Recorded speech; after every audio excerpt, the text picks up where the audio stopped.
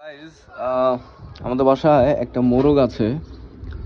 তো এই মোরগটাকে আমরা একদম ছোটবেলা থেকে পালতেছি, মানে তার বয়স ছিল এতটুকু, একদম পিচ্ছি।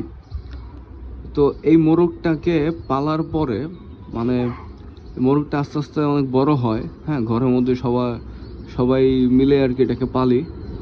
তো এখন এইটাকে আসলে আমরা খেতেও চাচ্ছি না, মানে জবাই করতেও চাচ্ছি না। তো এটাকে আসলে কি করা যায়? আপনারা সবাই একটু সাজেশন দেন আমাকে। এটার জন্য যেটা ভালো হয়, কারণ যেহেতু আমরা এটা কেউ খেতে চাচ্ছি না, বা এটা তো আস্তে আস্তে বড় হবে, মারা যাবে, কিন্তু এটাও চাচ্ছি না। বড় তো হয়েছে।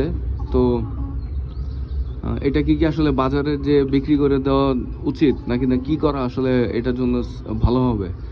যারা মুরগি পালছেন বা পালতে চাচ্ছেন, সবাইকে আসলে এই জিনিসটা একটু দেখা উচিত। হ্যাঁ, বা একটু আমাকে একটু সাজেশন দেন সবাই।